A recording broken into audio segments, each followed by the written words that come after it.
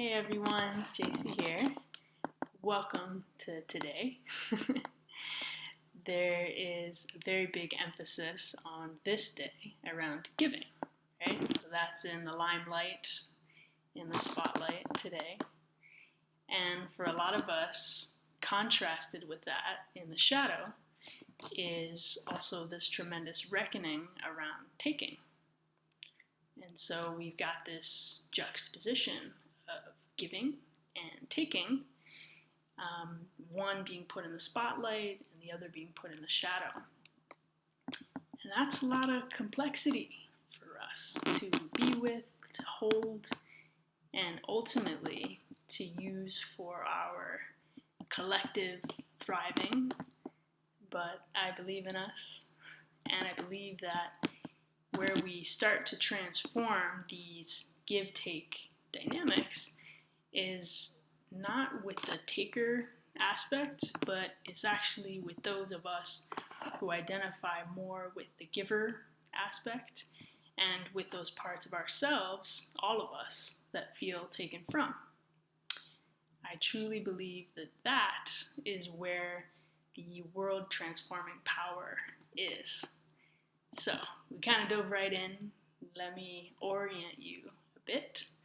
This video is for anyone who struggles with this balance of giving and taking, and specifically for folks who give to the point of exhaustion. And for those people to be hearing the message that encourages them to give more is probably not too helpful.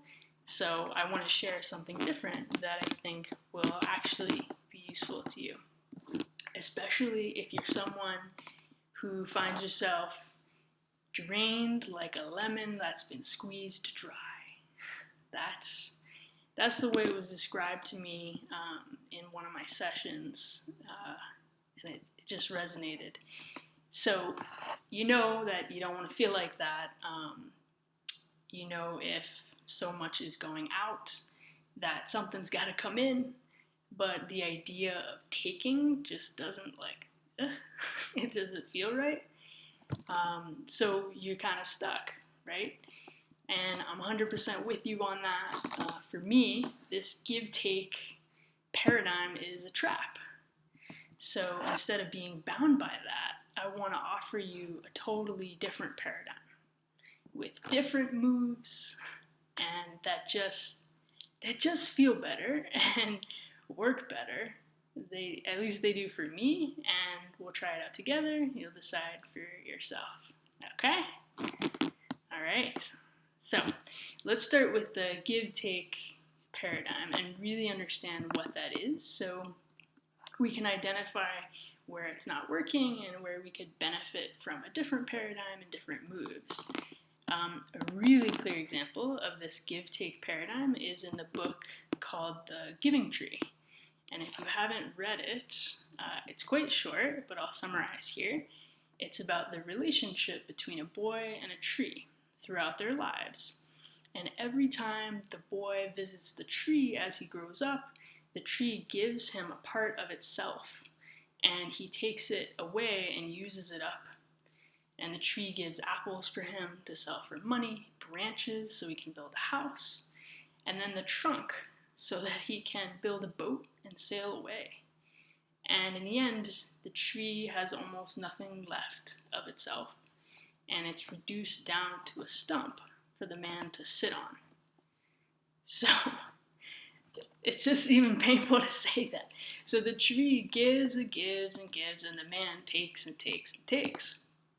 And I don't know about you, but for me, it's really heavy, and it doesn't feel right. That dynamic just doesn't feel right. It's certainly not what I want to characterize any of my relationships. And if you read it, you'll notice that the give-take dynamic erodes both the tree and the man in different ways, right? So neither of them actually learn to have a sustainable, reciprocal, nourishing relationship.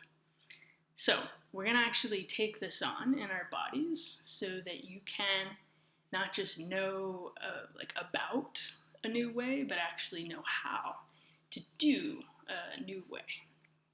and different moves. So in this video, we're going to clarify the difference between taking and receiving so that you have a way to take in nourishment that actually feels good to you, not like you're taking something from someone. And then in the next video, we're going to make the distinction between giving and offering so that you have a way of sharing that's not only sustainable, but it's also appreciated by folks, and it actually truly helps others. I have some pretty interesting challenges for you on that one. So if you've got an open mind and you're open to being challenged, I think you're gonna like it. Okay, so let's take on this distinction between taking and receiving, starting with taking. So imagine that there is an apple that is out in front of you. Just see it like just a few feet out in front of you. And imagine that you're actually gonna take a bite of it. So let's do it together.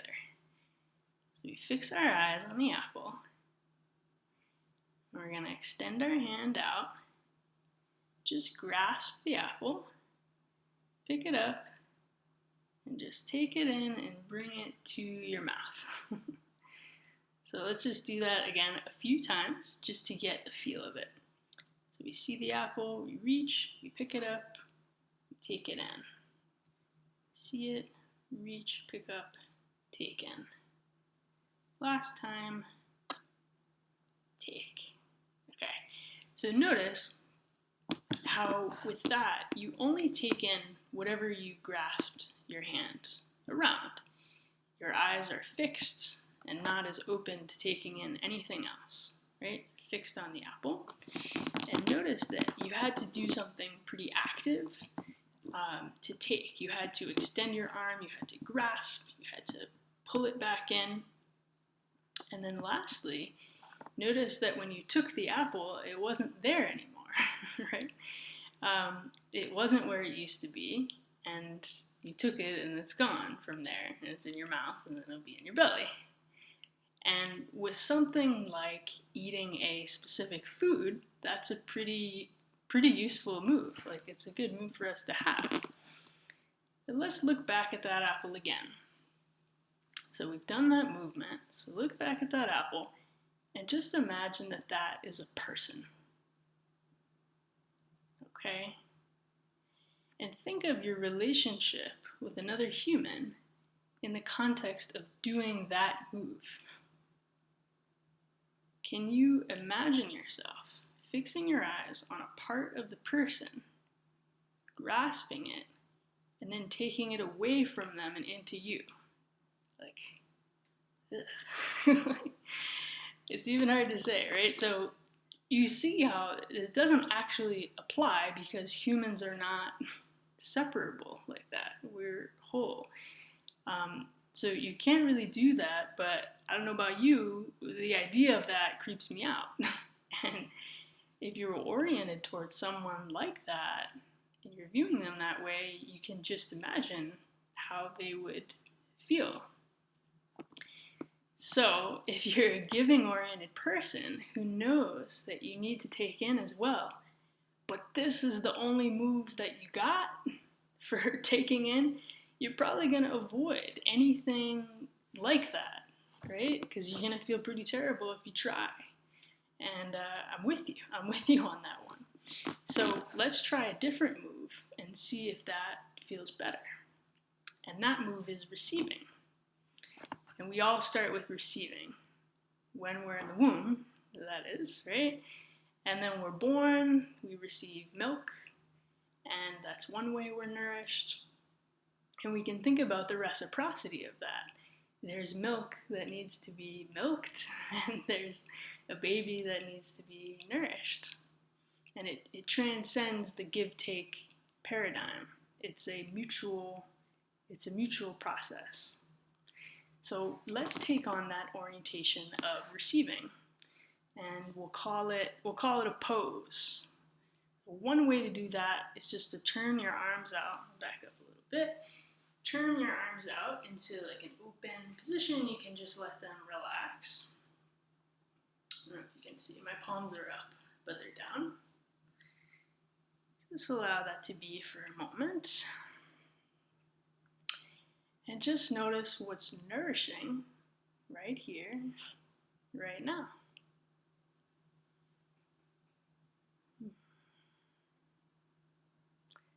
Could be something like the feeling of your back against the chair. Could be your feet on the ground. Could be the gentle air that you're breathing in. Maybe a soft sound that's present. It's like a really gentle hum that's here. Just for a moment, just notice something nourishing and just letting yourself receive it as you already are. There's nothing to do.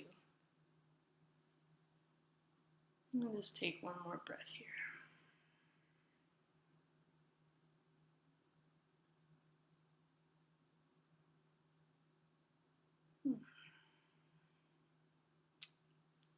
And just notice how you are in yourself.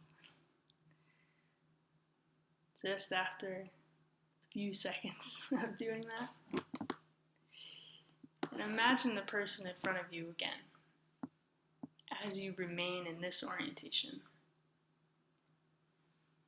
Imagine yourself relating to them just as you related to the chair, the ground, the sounds around you, whatever you found nourishing, in a receptive orientation, while also allowing yourself to take in whatever is nourishing for you about them.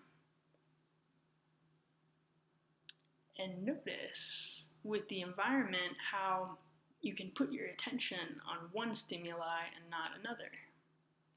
And it doesn't mean you don't accept that other stimuli that you're not paying as much attention to or anything like that.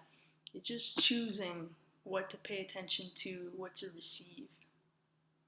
And just as you do that with the stimuli in your environment, you can choose where to place your attention with a person, which impacts what stimuli you're going to receive most strongly from them.